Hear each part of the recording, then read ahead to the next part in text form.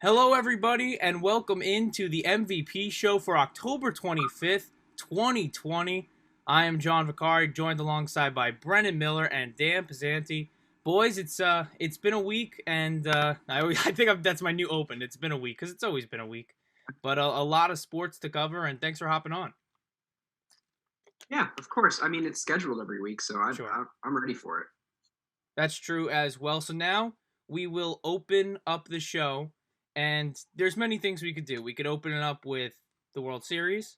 We could open it up with the fact that there's a huge NFL Week 7, but I like to make myself miserable. So we'll open it up with Thursday Night Football. Yeah, Brennan. Oh, sure. Laugh in my pain. So, I will. unlike the World Series game, which we're going to cover coming up shortly in the show, I don't like to put too much real estate into one game. I don't like to put my eggs in one basket. But after Thursday night, it's hard not to. The Giants played the Eagles with second place in the NFC East on the line. Mind you, both teams only had one win, and it's now week 7. So there you go. And the Giants were in this game, right?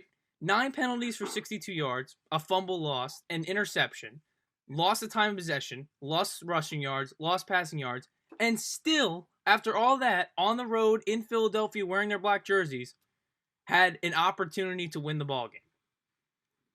It was there for the taking. It wasn't so much, and I don't like to say this or when other fans say it, oh, they didn't beat us, our team lost. But it's hard not to look at that game and believe that the Eagles beat the Giants, not the Giants beat the Giants. Because that's exactly what happened. Because you go third down, there's 2 minutes left, Giants up 5. And Daniel Jones, to his credit, played okay up to that point. Average. Had the interception that wasn't his fault, but okay. A couple reads here and there he should have made differently. But playing an okay, good game. Had a great drive to begin the fourth quarter that gave the Giants a 21-10 lead at the time. And now the score is 21-10 or 21-16 at the time, I should say. And Jones, it's 3rd and 8. All he has to do is just loft the ball to Ingram. Ingram catches it. It's a great play design. And first down, Giants win. They can kneel, and the Giants are second place in the NFC somehow. Instead, he does loft the ball to Ingram. Evan Ingram, a NFL tight end, cannot catch a ball that hits his fingers. And get this, guys. This is a stat I didn't bring up in the podcast, but Ingram has 21 drops since 2017. 21 drops. How is that possible? Over 3 seasons, and mind you, he was hurt at some points in 2018 and 2019. So he hasn't played like a full 16 either. He leads all tight ends in that category, statistical category. And the Giants lose right there. And if you think it was just one play, all games have a turning point, they say, it wasn't. Because I'm about to run down, because it just boggles my mind, how many instances the Giants could have put this game away early and failed to. First quarter, for instance, you get you get this team, all right? And there's a punt. Giants had to punt. It was the second possession. And the Eagles only have 10 players on the field, 10. And that meant a gunner was open. Corey Ballantyne was open on the left side. The punter, Riley Dixon, signaling to the sidelines. And Joe Judge, who's a special teams coach in New England for 4 seasons. For you. He's telling them, hey, guess what?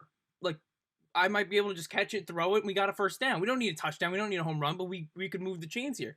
Can't communicate with the sidelines. Corey Ballantyne, not looking at the punter, is just like, oh, there's no one in front of me. I'm about to light up this guy, instead of just saying, if I run 6 yards and turn around, I might get a first down, whatever. And I know it's hard, audible, this and that, but you're a special teams guru, Joe Judge. So, all right, that doesn't happen. They punt it away. Then you go to the second quarter. Giants are, I believe, at this point down 3. And it's 2 minutes left. Eagles, a run. Giants don't call timeout. 2 timeouts. Then the Eagles decide to throw, and incomplete, and now there's about 1:20 left on the clock. So at that point, the Giants are just like, whoa, it's third down with 1:20, even though we should have called timeout earlier to stop the clock if we really wanted to march down the field and score. Instead, we wait, and there's a little time left, but hey, they threw an incompletion. So they stopped them on third down, and are like, we're going to go for this. Eagles punt it away. Giants get it at about the 35-yard line after a 57-yard punt. Giants have 40 seconds to just get in field goal range. incompletion is thrown. Oh my goodness. So Giants give up. They give up on this drive. They call the timeout. They made the Eagles punt so they could get at least a field goal. They start off with an incompletion. They give up because then they hand off the ball to Dion Lewis, and it backfires right in their face because Dion Lewis coughs it up, and the Eagles recover. And luckily for the New York Football Giants, Jake Elliott missed somehow a 29-yard field goal, but set them up perfectly, the Eagles, for 3 of their own because the Giants couldn't decide whether they were all in or all out in the second quarter. Then we go to the third quarter, and most people know where I'm going next. Your quarterback, Brennan's already laughing. The quarterback, Daniel Jones, great running ability, up to that game was the leading rusher for the New York Giants, and I believe still is. And he gets a great read option. He gets one of these a game, by the way, the Giants. Versus Washington, he had about a 50-yard run. Brennan's still laughing. Against the Cowboys, he had, I think, like a 30-yard run. He always gets these big chunk plays because the defense is just, hey, we're buying into this run. They're establishing the run. We know Jones has a running ability, but they're not going to run a straight-up read option. It happens once a game, and it's called expertly every time. I will give the Giants that. So Jones is running. There's nothing but green grass in front of him. He's looking at the scoreboard. That's the only thing he could see in front of him, and the few fans that are in Philly. He's running cheetah-like speed of 21 whatever miles an hour because that's what StatCast marked him at. He's faster than Lamar Jackson. So just imagine a road runner. That's what he was. Too fast though. He trips up, gets tackled by the turf monster, and falls down at the 8-yard line. And I understand the Giants, completed that drive because Wayne Gallman punched it in. And Gallman, by the way, 10 carries for 34 yards in a good game. But, are you kidding me? At that point, I knew, you know what? This might not go the Giants' way tonight. Daniel Jones had green grass in front of him and completely blew it. So, but right there, they do take the lead. They're up 14-10. All right, now let's go to the fourth quarter. And the Giants are still up, as we mentioned, 21-10. It was a great drive from Jones.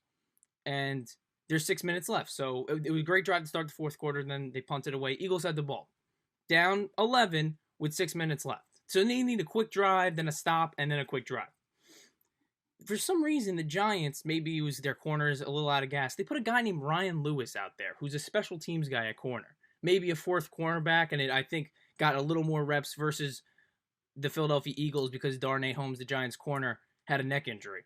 But you put Ryan Lewis out there, and he has to guard this John Hightower guy. And the whole time you could see in the replay, Lewis is just looking in the backfield. And Hightower blows right by him. Catches it, gets them in the red zone. 2 plays later, Philadelphia scores, and then we know what happens next with the Ingram drop, and then the Eagles scoring as Wentz found Boston Scott. And within literally 6 minutes, the Giants blew an 11-point lead and lost by 12. But hey, they covered. And then the worst thing, right? Just it was away from the game. Team cover. Yes, yeah, exactly. I'll say it again later in the show. Yeah, I'm sure you will. It's exactly true. But then, all right, that game could have put the Giants in second place. Now they're last. It depends on the Cowboys Washington football team game today whether the Giants will be third or fourth in the division after Week 7 concludes. But on Friday, because they lost, I guess, they trade Marcus Golden to the Arizona Cardinals. And now some Giant fans are saying, hey, it was, it's the Cardinals are going for it, unlike us, I guess. And Golden's a free agent at the end of the year. You might as well get a 6th-round draft pick for him now, because at the end of the season, he just might walk away and you don't get any return value. But Marcus Golden was the leading sack getter for the Giants last season. So, okay, he's not leading them in sacks this year, and neither in tackles. That's Blake Martinez. But he's a key cog in this defensive unit. So am I, as a fan, to believe the Giants are done after they could have moved to second place in the NFC East? It's over now? And I'm not saying this team was a Super Bowl contender by any means, and that they got in the playoffs, which we talked about in the podcast. Whoever gets in the playoffs from the NFC East is going to be a first-round exit. But, now what am I supposed to... We're not going for it? We're not trying to win games? Because if we are, then, put out a statement or something. Hey, we're tanking, Or I know they can't say that directly, but hey, we're rebuilding on the fly. However they need to phrase it. Because you either buy in to the fact that, all right, we're drafting the next Giants quarterback, Trevor Lawrence, or you try and give Jones, who I think personally is the franchise in the future, a shot. You have to make that distinction. Here in the NFC East, you look at all those teams, and it's false hope. Like, realistically, none of those teams are really good enough to make the playoffs, but one of them is going to. And with that, they're not going to get a good draft position. And when you have one win on the year and you're within 2 games of first place in your division, that doesn't make any sense. Like, there's 2 mindsets. There's the fact that you can think of, yes, we're only 2 games out of first place in the division. We might make the playoffs this year, but we're probably going to lose the first round even if we do. The NFL playoffs are not like the NHL playoffs or the MLB playoffs, where once you get in, it's incredibly random as far as who wins. Like, your seeding doesn't really matter. The NFL playoffs, it does, where the better team wins the majority of the time. So realistically, whoever gets in from the NFC East is not going to go on a run. But when you're within 2 games of the playoffs, you say to yourself, you know what, we have a chance to be a competitor this year, when you really don't. So I get what the Giants are doing, and I get the mindset of, like, you know what, we're only 2 spots out of the playoffs, but like, that really doesn't matter because you're not a playoff team. You can say that you are in the playoffs, but you're not a playoff team. So I get that they're trying to, trade assets and get something back for a player that you might lose in the offseason anyway, that might walk. And I understand what they're doing there. I agree with it because the Giants, I mean, you look at the division, the Giants are not a playoff contender. The football team is not a playoff contender. The Cowboys, if they have a quarterback, are maybe a playoff contender, but their defense is so bad that really they're not a factor either. And the Eagles, not a playoff contender. So none of those teams deserve to be in the playoffs, and they all really should be top 10 picks. Like, if they were in any other division, they probably would lose the majority of their games and end up getting a draft pick in the top 10. But because they're in such a bad division, they just beat up on one another and only pick up wins against another bad team that's in their division. So while they may look at themselves as playoff contenders, no one else does. So there's a fine line between trying to compete for the division and tanking for a good pick. Yeah, I just don't think the Giants have found out what that is yet. I know, and that's the problem, because believe me, Giants fans and historians will tell you, in 2007 they went 9-7, went to the Super Bowl, so anything could happen in the playoffs, which I sort of believe. But you do look at this division with common sense, and you realize that probably won't be happening this year. But again, I agree, Brennan. They have to make a decision. At least, not even tell us, but I feel like the organizational does it. They don't have a decision. And just as an outside looker on, I guess, I think that Judge believes Jones is the guy. But, if they have this slight inkling about maybe going Trevor Lawrence, to Trevor Lawrence, decide this now. And I'm not saying intentionally lose. That's not what I'm saying. But at least have that mindset. Because, well, I think the decision should be easy. Yeah. Like, as I mentioned, none of those teams are really playoff teams. Yeah. So I think you have to look at it in that perspective, where we're not a team that should be in the playoffs. So why are we acting like a team that should be? Yeah. And start trading. Like, honestly, the trade deadline is coming up. Start trading people. Get return for the investment that you've put in a lot of young players. If you can get probably a third, fourth rounder for a tight end that maybe is leading the league in drops since he entered the league, why not? Yeah. No, I agree, and I think you'll like this comparison. After that game, I was like, Evan Ingram is Gary Sanchez. So yeah. No, I'm fine with trading him. But again, this golden move to me, I don't know if it's solely, all right, we're trading someone because we want to be worse, but look like we're still building. I don't even know if that was the move. Maybe they were just going to trade him, and that's how it was, or there was strife within the organization between the two. None of this I know, but yeah, craziness. So now we will we won't talk about the Giants for the rest of the show, thank goodness, and I'm sure everyone's relieved. But we will now pivot to the other New York football teams, and they're facing off against each other. It's an AFC East matchup, 1 p.m. CBS, and it's the Jets versus the Bills. And maybe not a lot of interest from a national audience, but New York audience especially. It's the highest spread of the week. I think that will be every Jet game going forward. But the spread has changed. Right now, it's Jets versus Bills. Bills a 10-point favorite. To begin the week, it was as high as 13 points. Now, I have some theories of why this might have dropped. I think Sam Darnold coming back is huge. in terms of shifting the spread, not the actual outcome of the game. And the Jets are getting Rashad Perriman back from injury. Denzel Mims, who was their rookie and this coveted guy who the Jets drafted, he finally is active for the first game this season. And Mekhi Becton, their first-round offensive tackle, is right now healthy and ready to start. And Brennan will fill us in with all the actives and inactives as we get closer to kickoff. But, Dan, are you concerned at all? This is the question. Are you concerned at all with the Jets and the Bills in this game and the Jets maybe pulling an upset, or maybe if you have money on it, which I know you don't, but covering and making this closer than you wanted to, even though the Jets have been written off as the worst team in recent years? Well, I would say that I'd be most concerned about the Jets covering. I'm not concerned about the Jets winning, although, I mean, stranger things could happen. The Bills have dropped 2 in a row. I would argue that they're much better football teams than the Jets. I think everyone would agree with that. But I guess it could happen. I don't expect the Bills to lose this game. Will it be close?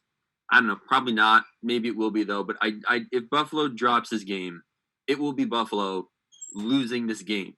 You know, we've seen that the Jets are just not very well equipped as a football team this year. And honestly, I kind of want to just start crying because we've talked about the NFCs for so long. Now we're talking about the Jets. It's depressing. I want everyone at home. I just want to let you know, just take a moment to wipe your tears away. It's a sad time in New York. So come to Western New York, where there's a football team that hopefully will be winning some games moving forward. Yeah, I mean, I think I don't know what else to add as far as the Jets and the Bills are concerned, just because, I mean, Bills should win this game. Does anyone disagree with that? No, I don't. Yeah. I think it should be a bully game for the Bills, where they've lost 2 weeks in a row to very good teams, the Titans and the Chiefs, and I think that they come out and they take revenge on the Jets. And I don't think that the Jets cover. Simply because I think Sam Darnold, not a good quarterback. Josh Allen, a pretty good quarterback who was in MVP consideration at the beginning of the year. So I think the Bills come out and put up a lot of points early to kind of make up for what they did the last 2 weeks, which, you know, I say that, but my Packers aren't doing much better in the recent games. So I think the Bills are going to have a good game today. Yeah, and we will see, because Buffalo versus Jets is always interesting, in my opinion. It's favored the Bills in the last couple of years, but it's always an interesting game. I think Dan would agree to that, being a Bills fan. And again, as I mentioned, Mims, Perriman are playing. Mekhi Becton is back at left tackle. And a key, I think, in this matchup is Stephon Diggs. If you go back to week 1 when these two teams matched up for the first time, Diggs had 86 yards, which is a pretty good game. But since then, 3 100-yard efforts. He leads the AFC in receiving yards, which it sort of surprises me. I think he's been like a quiet, like really good receiver this year. Maybe just because I don't have him in fantasy that I haven't been, noticing that. But yeah, Brennan says he does. But yeah, so I think that'll be a factor today. And we won't spoil our picks. I think we all know where we're going, and I think the audience does as well. But interesting that the spread has moved. I'll say that in terms of maybe a cover.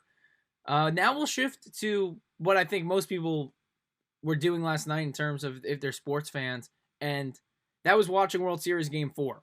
And now up to this point, as objective journalists, I think most would say that the first 3 games of the World Series were, they lacked luster. Like they were there, they were good games, but they didn't excite you. I think as baseball fans, you still enjoyed them, but not. They were baseball. Yeah, they were normal baseball games. Right. Last night, I think we saw something special between the Dodgers and the Rays. Okay, we had 4 lead changes, home runs all over the park, small ball at points with stolen bases, bunt attempts, and a great ending. So just to walk everyone through this ending, right? It's the bottom of the 9th. The Dodgers are up by 1 over the Rays. So Kevin Kiermaier gets on with a broken bat single, and the ball just falls out of the reach of Kike Hernandez's, sprawling glove. Then there's an out. Kevin Kiermaier just hit.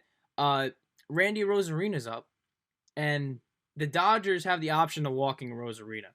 And this is where I want to bring in Brennan, because at that moment I was conflicted, because Randy Arozarena is a rookie in the biggest moment of his career. This is not some tenured guy who's been in this spot, but he hit a home run that night, yesterday, and has 9 postseason home runs, which is a record for a single postseason. Yeah. Do you intentionally walk him in that spot?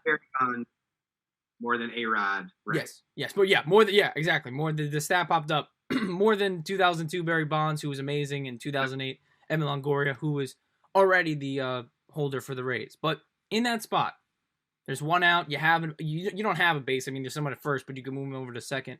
It's not going to be like someone's going to score. Do you walk Arozarena in that spot?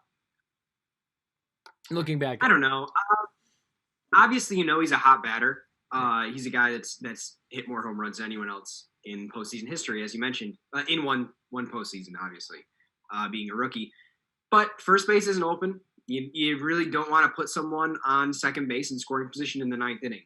I would have done exactly what they did. Pitch around him. Don't give him anything to hit, but also don't walk him. If he wants to stick the bat out because he wants to try and get a base hit and ends up grounding into a double play, then that's beautiful. That's exactly what you want. But I don't walk him. You don't put a runner in scoring position that can score in a single, tie the game up, and send it to extras, because when it gets to extras, as you mentioned earlier, NFL not predictable, or NFL very predictable, MLB not predictable at all. Anything can happen at any pitch. That's the thing about baseball. You got to pitch 27 outs regardless of what's going on. You can't hold the ball like in the NBA. You can't take a knee like it's the NFL. You have to play to the best of your ability until the game ends. So honestly, I do exactly what they did. I pitch around him. I don't walk him. Don't give him anything to hit, but also maybe try and get him to make a mistake. As he is a rookie, I mean, you got to put that into perspective too, and just kind of throw around the zone and maybe get him to stick the bat out. Yeah. And then the Rays, they decided to pitch to him. The Dodgers chose to pitch to Arozarena, and it was a great at bat. And it was a 3-2 count, and Jansen threw something low, and Arozarena, didn't look at it, or did look at it, and then took his base. But now there's more wear and tear on Jansen's arm, and that's where it sort of comes in if you just intentionally walk him. But Brennan, to your point, he was eager up there, and a pitch before he walked, it was a ground out to the third base side, which if that stayed fair, maybe not would have been a double play, but would have been at least one out. But instead, Arozarena gets on, and they bring up a kid named Brett Phillips. To that point, 0 for 2 in the game, because he pitch ran, I believe, and 0 for 2, without a postseason hit. And I had no clue who this guy was. I'm like, Brett Phillips? I'm looking around, who's Brett Phillips? And Jansen gives him something inside, and Phillips flicks it over to center field, and Chris Taylor then boots it off, or I thought he had it, like he was coming up with it, and then at the replay I realized he just, it just fell off the glove. I thought it was the transfer from glove to hand, but it just went off his glove. Excuse me. Yep. And then from there, the couple relay throws, and Arozarena's rounding to score because already the tying run comes in. Arozarena trips and falls. And then it's just halfway down there waiting for the throw. Like literally at that point, I forget who the relay to Will Smith, the catcher, was. It might have been, I don't think it was Jansen. It might have been whoever's playing first. But like at that point, it would have been better to just like run at him, or just like if you could freeze in that moment. Instead, all right, get it to the catcher. This guy's dead. Will Smith has it and then doesn't on that transfer over to, make the tag, and it was unbelievable. I don't know how it gets away from him. And then Jansen is not there to back it up. He's not behind, or at least in the right spot. It rolls away, and then Arozarena still slips getting to the plate, and then just has to, slam it with his hand. An unbelievable finish, chaotic, and crazy. And I mentioned in the open when we introduced this segment, this World Series really wasn't doing it for me. I'll be honest, in these first 3 games. Maybe because, as viewers know, Brennan and I are Yankee fans, and the Rays eliminated them. And the Dodgers are never anyone's favorites either. Big market team, LA, this and that. But I'm hooked now. That was a great game 4. I think obviously because you look at the cheating, it maybe is there's an asterisk, but like lives up to a couple of those Astro-Dodgers games that we saw 2 years ago, and even last year's good game or two. But last night was a very, very entertaining baseball game. Anyone else with some thoughts on it? Because it was nuts. Yeah, I mean, when you look at how effectively each team hit yesterday, the numbers are through the roof, really. I mean, you look at the Dodgers lineup, and I'm looking at it based on Baseball Savant, which keeps track of hard hit balls, percentage or expected batting average on each ball, exit velocity, launch angle. Every single batter that had an at bat for the Dodgers yesterday had a ball hit at 90 miles an hour or above. Wow. Every single batter. Justin Turner had 4. Corey Seager had 3. And then Chris Taylor, Kike Hernandez, Mookie Betts, and Max Muncy all had 2. And then everyone else had 1. Both teams just hit the crap out of the ball. In that final inning with Jansen on the mound, the Rays' 3 batted balls had an expected batting average of 740 for the Kiermaier hit, which was only 63 off the bat. 420 for the Wendell hit, which ended up being a line out, but still 420 expected batting average. You'll take that any day of the week on a batted ball at 97.6 miles per hour. And then the Brett Phillips hit was expected batting average of 930. So they hit the ball. Both teams hit the ball incredibly well yesterday. And then obviously in that 9th inning, Jansen didn't have a great inning. I mean, I just read those numbers of expected batting average on the balls in play. And then obviously a walk doesn't help either. But it's crazy. And then we talk about the batting, but think about the defense as well. Dave Roberts refuses to play Mookie Betts in center field for some reason. No one really knows why. If Mookie is in center field, Arozarena is not going home. Absolutely not. Mookie's got a cannon. And more than likely, he doesn't drop the ball on the first attempt either because he's a Gold Glove level center outfielder. Maybe not center fielder because he doesn't play there a lot. But regardless, he's in center field. Mookie doesn't drop that ball. Arozarena is standing on third, and the Rays have to go in another at bat with 2 outs, which, regardless of whether the run scores, that's still sending the game into extra innings where anything can happen. So I don't understand why Roberts doesn't play Mookie in center field a lot more often. He's a fast guy. He's got a great glove, and he's got a cannon for an arm. If he's in center field, that play doesn't happen. We go into extras. Maybe that game turns out completely differently. More than likely it does because while both teams hit well, the Dodgers hit much better than the Rays did with 15 hits on the afternoon or on the night.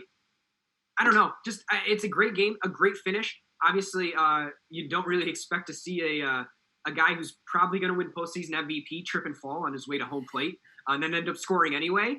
And Will Smith, 99 out of 100 times, is able to grab that ball and make a swipe tag across the plate. But that's what's great. I mentioned it earlier. You got to pitch every pitch like it counts in baseball, and you're never out of it. As we saw, 2-strike, 2-out hit for the Rays to win that game. I think what did we learn today, kids? I think we learned that all the people who keep saying that baseball is boring are stupid, and they need to start learning what baseball actually is. Because exciting football games are great. Exciting basketball games are awesome. But when there's an exciting baseball game, I just think there's more variation in what can happen in the ending than any other sport. It's just the nature of the game. Who could have predicted that on the final play? Nobody. That was so incredible. And just really the reason why you want to watch live sports was last night. And you're still going to have those people who are like, oh, it's too slow. You don't know baseball, man. You got to learn this game because it really is just so incredible to watch, especially when something like that happens. But I think you guys touched it all. I mean, what a game, what a finish. Betts is great, and the Red Sox fans can defend him leaving, but I don't know how you do. He really is a fantastic talent, and I don't even know what to say. I don't think anyone knew what to say after last night. It was a great game. Yeah, and you guys both touched on Mookie Betts, and I wouldn't call Chris Taylor a stiff in center field, but he's no Mookie Betts. And that was a good point where maybe he's in center or the ball's hit to him. That could have been a different story, but not the case last night. And the series is tied up at 2. And it's in terms of the scheduling, it was the 2 games and then now 3 in a row and then an off day again and 2 games. So tonight's game 5. And it's a pivotal game 5, obviously, because the series is tied 2-2. But if this series you thought was chaotic last night, which it was obviously in game 4, tonight's going to be crazy because you got Clayton Kershaw on the mound for the Los Angeles Dodgers, and for the Rays, you got Tyler Glasnow.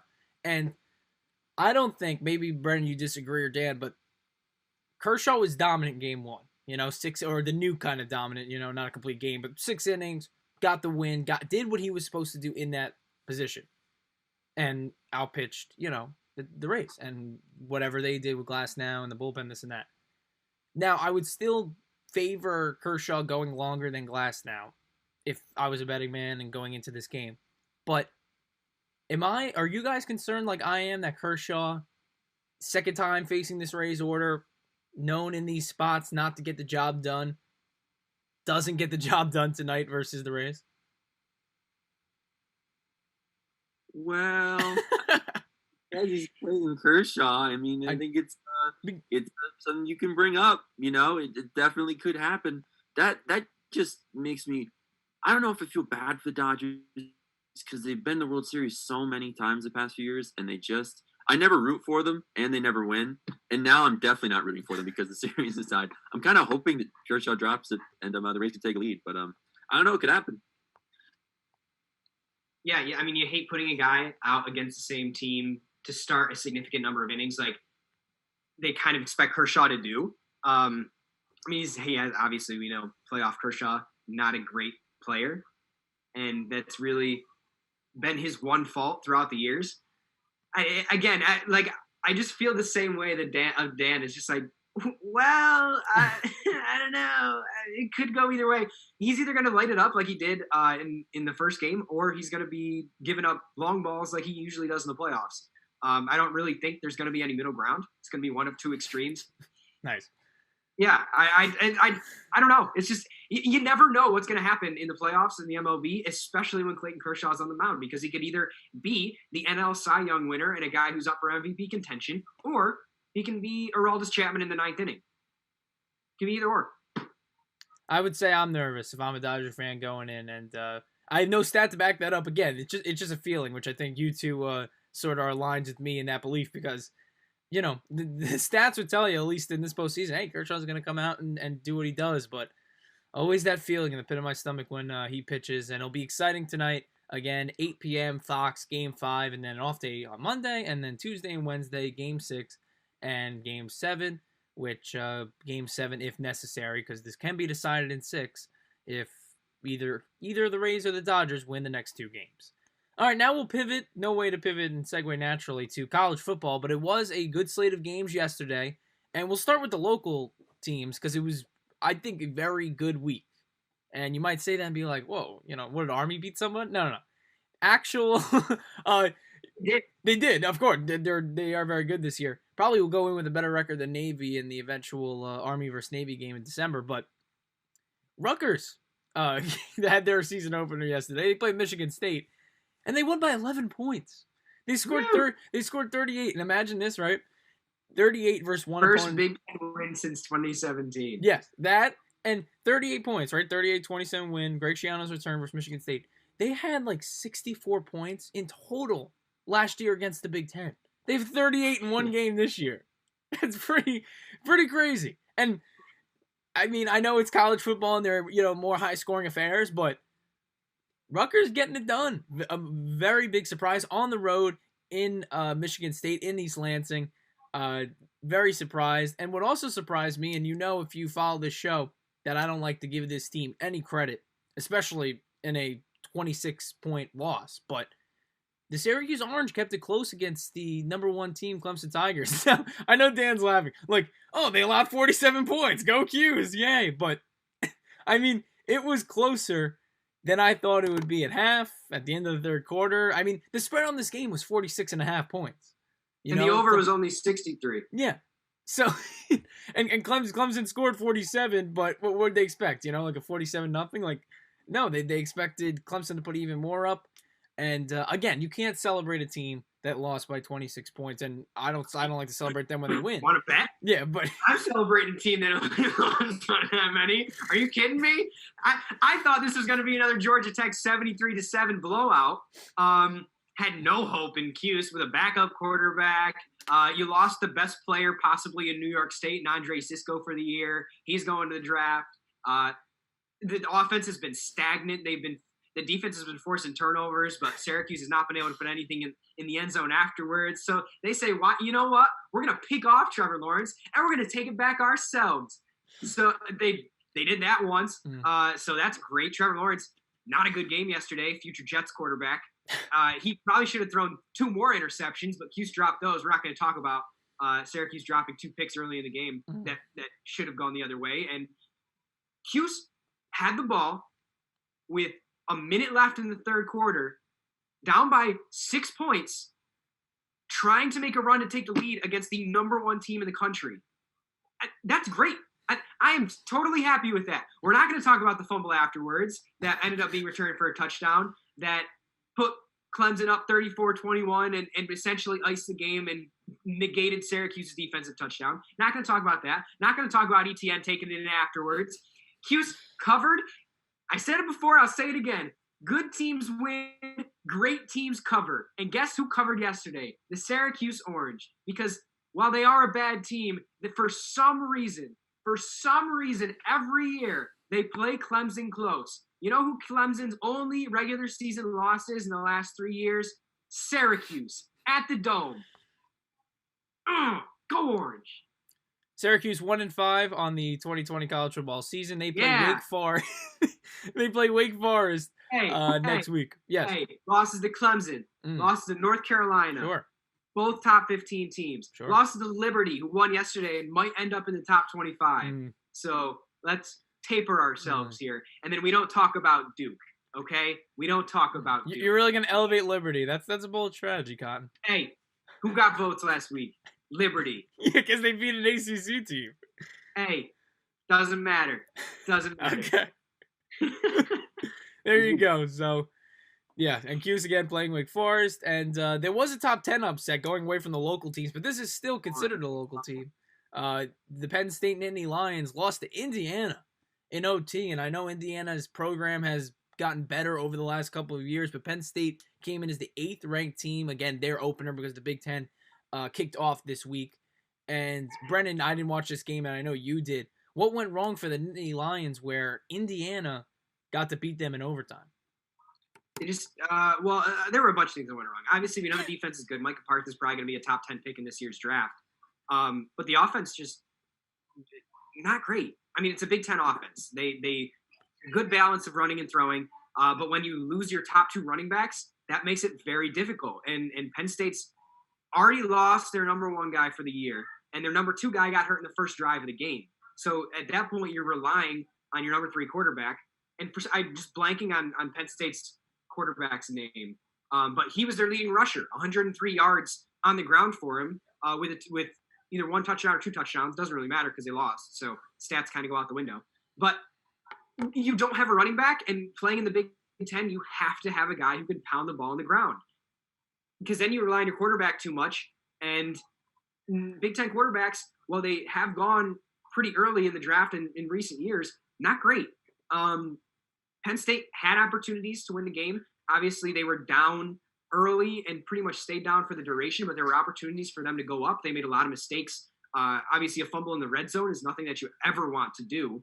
And it ended up being the cause for the loss. And then when they were able to create turnovers on the other side, they weren't able to get points off of it. Indiana fumbled with 2 seconds left in the first half, and Penn State got the ball, set up for a 25-yard field goal, and it doinked off the upright.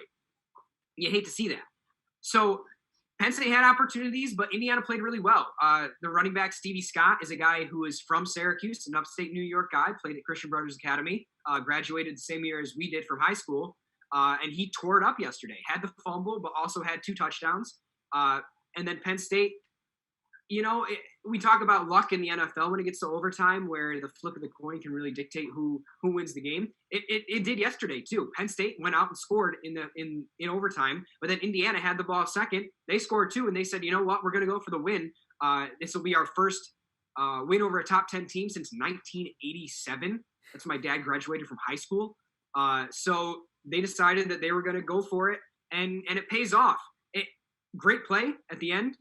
The guy was literally parallel to the ground and about an inch off when he stretched the ball and just touched the pylon with it before he went out of bounds. Great finish. I love Indiana going for it and deciding that they're going to go all or nothing. And Penn State had chances, but that kind of ends their season since the Big Ten started late anyway. there you go. A breakdown of the one top 10 upset, and Indiana got it done, and Penn State 0-1 on the season. So there goes college football playoff for them. And just rounding out rest of college football, again, Clemson, number 1, took care of Q's. The number 2 team in the nation, Alabama, got a victory as well. And number 3, Notre Dame, defeated Pittsburgh. So the top 3 did what they had to do, and that does it for our college football segment. But interesting, again, the local teams, having some entertaining games, and Rutgers winning, Cuse covering, and Penn State blowing it in overtime. Now we will go to our MVPs of the week, a segment in which we look at someone, a team, a person, this or that, who we thought was very valuable this week, the MVP of the week.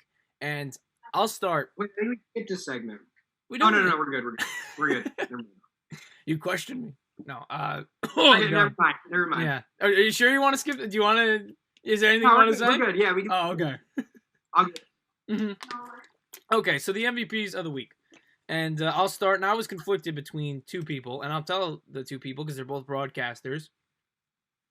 The first one was Joe Buck, who was not my MVP of the week, but was going to be. He's called the game every day this week. World Series and NFL football. Did a great job. Giants, Eagles. You couldn't tell that he was in Arlington, Texas the night before and had to fly to Philadelphia and, probably didn't prep as much as NFL broadcasters do before their typical game. But he was great and has been great in the World Series. But something leaked recently. I don't think, I take it as you want, but he can't be a full-fledged MVP because him and Troy Aikman were caught with, it was not a hot mic situation because they weren't on air, but a recording of them just, not ripping, I wouldn't say, but just making jokes when the flyover came during the Buccaneers game. So, that probably ruffled some people's feathers. So he's not the full MVP, but he does deserve some credit. But my MVP, another broadcaster, and that is Mike Emmerich. He retired this week after 40-plus years in hockey, was most notably the lead announcer for the NHL on NBC. He was the Devils announcer for a long time.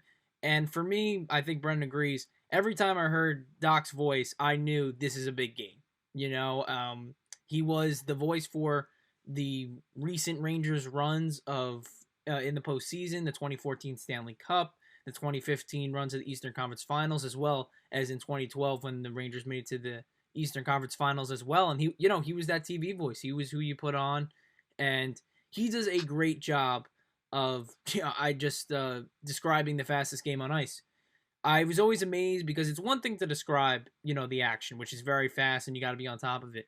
But to weave stories in and out the way he does, there's, in my opinion, no one who can do that to that level. There's some great hockey announcers out there, but he is the best we have right now. And he's stepping away from the mic at NBC. And I think a factor of that, obviously, is the pandemic that is still happening. And, for him, he likes being there, the roar of the crowd, the environment, being a hockey environment. And he had to call this recent Stanley Cup in his basement in Detroit, Michigan. So I think that was definitely a factor. But I'm saddened that he's retiring because I want to hear his voice. It might elevate someone like Kenny Albert, who's the Rangers radio voice, who I enjoy as well, to the top spot in NBC. That's remained to be seen. But I think Mike Emmerich, MVP of the week, not for something he did this week necessarily, but just his whole career and him stepping away and, great announcer. So I want to give him credit in this segment. And Brennan, we'll go to you next. All right. My MVP of the week, specifically of today, is Bill Buckner. Wow. Bill Buckner. Today is I don't know what anniversary. It happened in 1986. So however many years ago that was, anniversary. 34.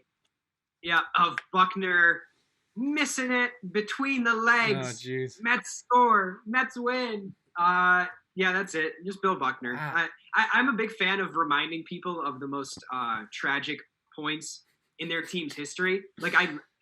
Yes. Wow. Yes.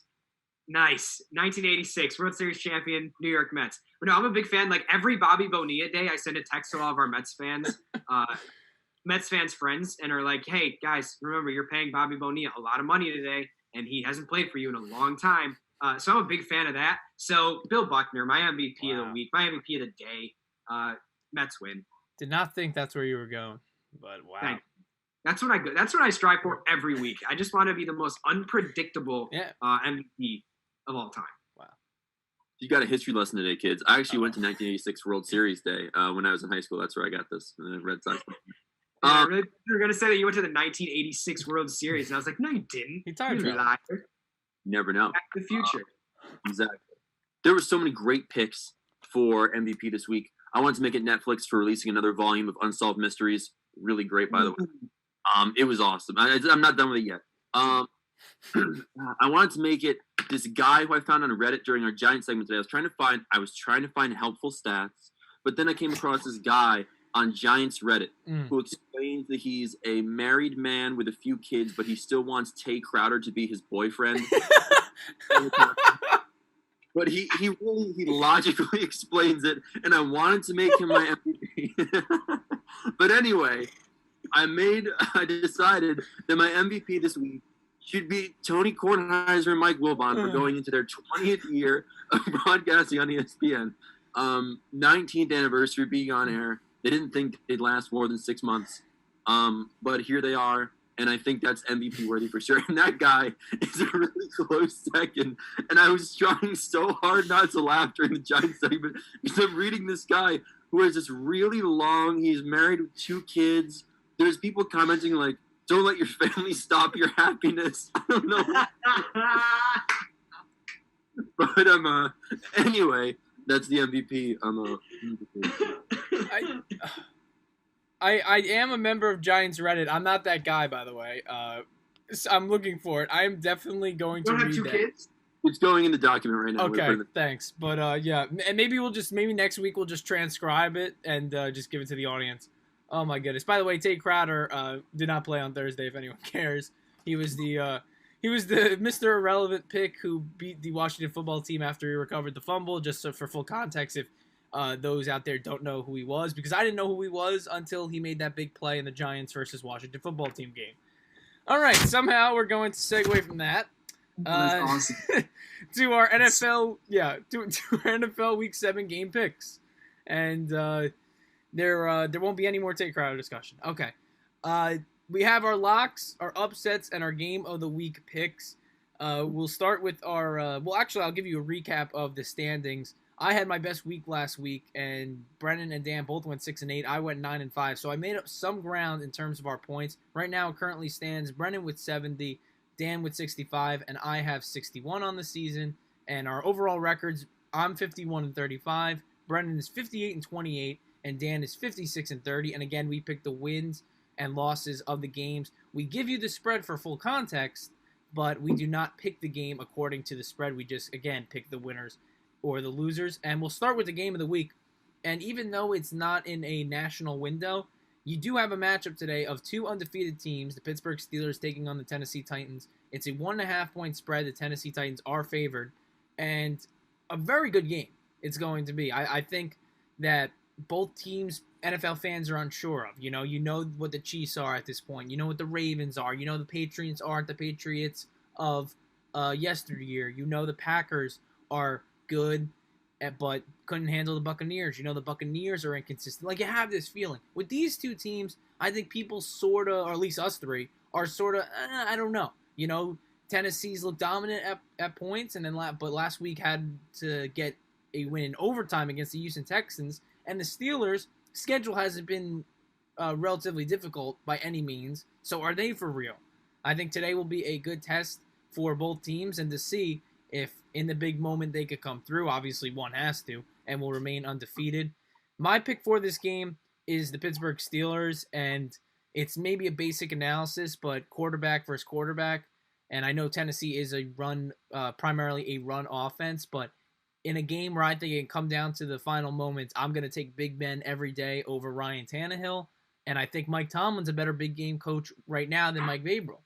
But, that's my decision in terms of why I'm going with Pittsburgh. Again, Tennessee favored by 1.5, so very close, almost to pick them pretty much. Brennan, I think you agree with me, and you can give your reasoning.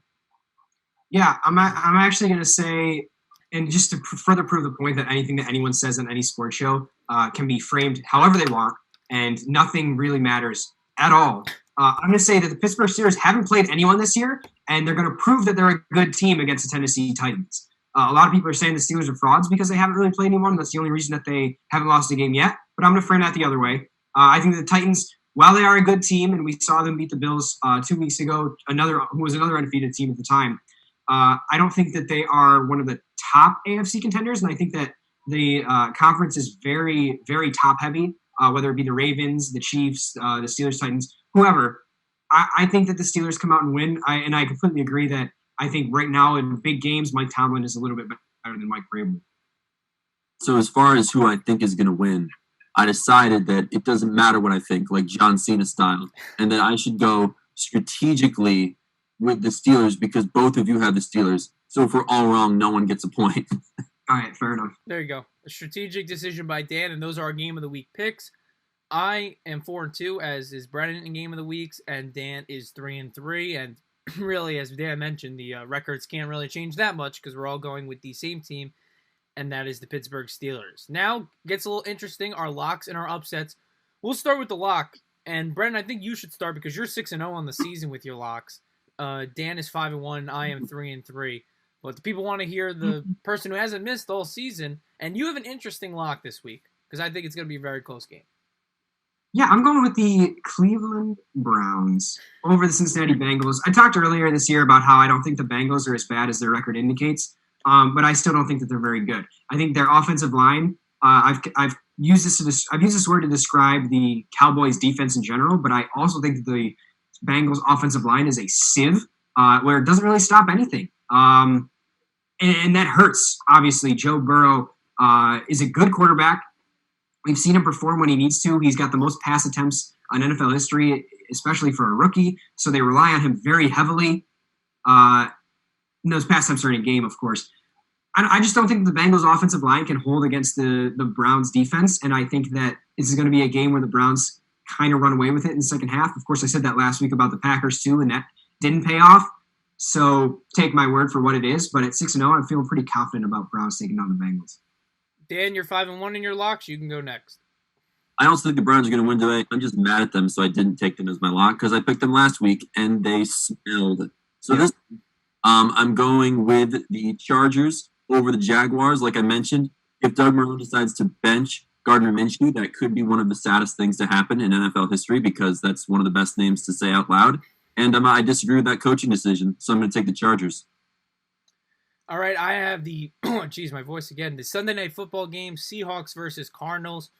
It's a 3-point spread. Seattle's only favored by 3, and it is a divisional matchup in the NFC West, but it's expected, like most days in Seattle, that it's going to be rain, there's going to be thunderstorms, and I think in a rainy game situation, I favor Seattle. They have the better runner in Chris Carson, a power back who could fight through bad conditions, and I think it will be close, but I think Seattle has enough on Sunday Night Football to defeat Arizona.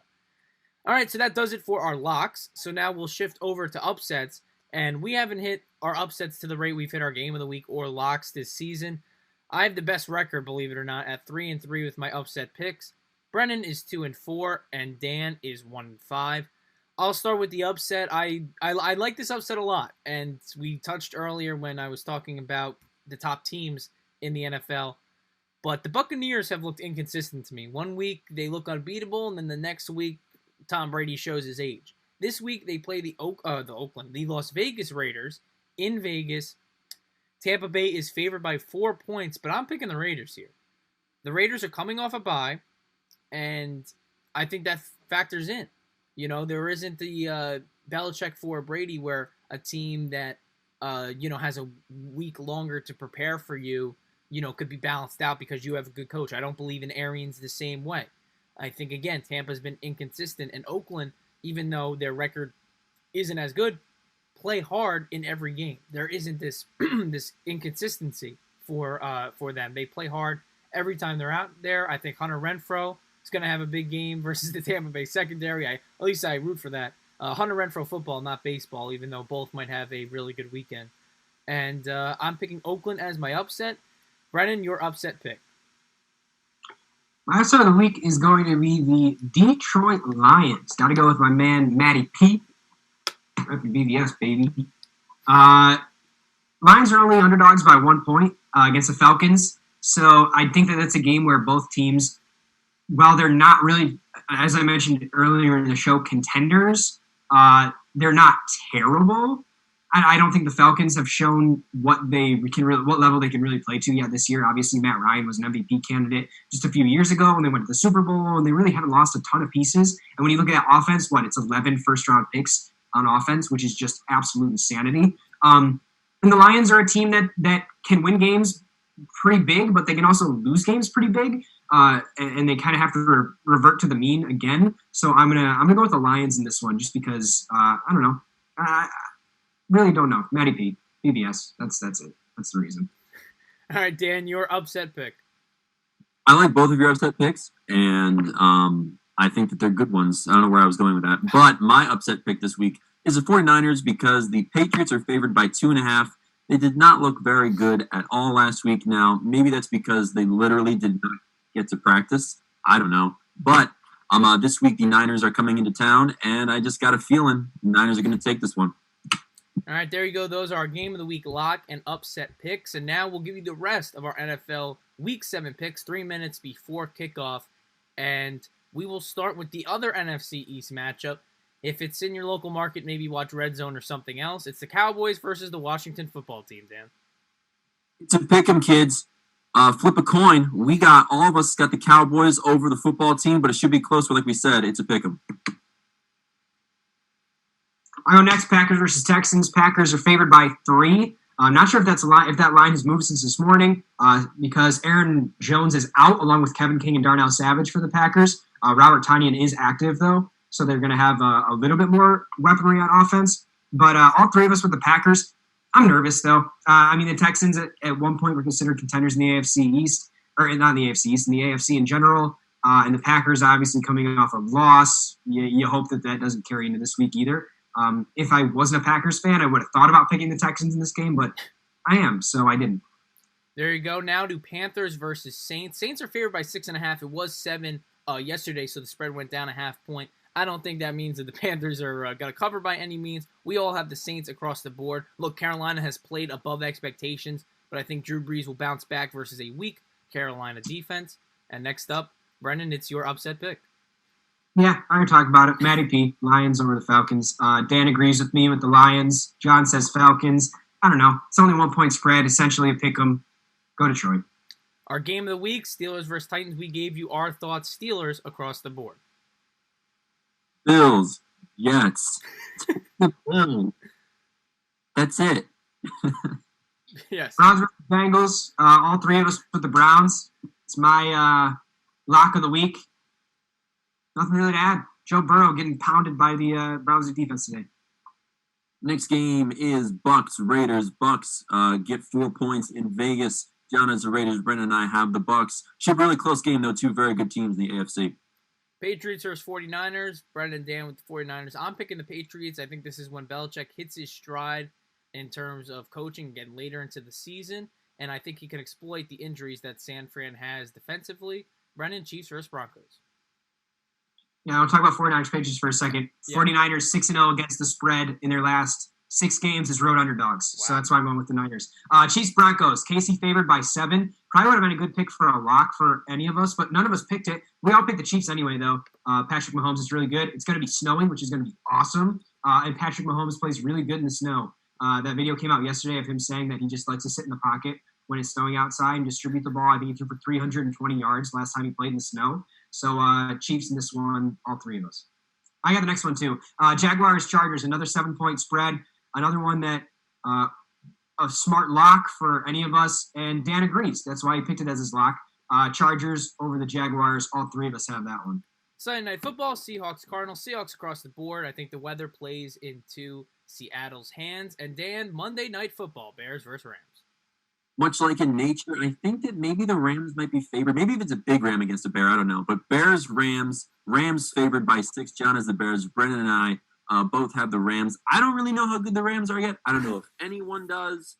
Should be a fun game on Monday night. Well, that does it for the MVP show today. For Brennan Miller and Dan Passante, I'm John Vicari, and I know, Brennan, now the segment that we skipped, that was the inactives and actives, so we probably could have fit that. Right, yes. That was the only one. Yes. Yeah. So, but That's I think the only segment that we skipped. Yeah. But I think it was a great show. Thank you guys for hopping on, and thank you for watching. Enjoy NFL Week 7.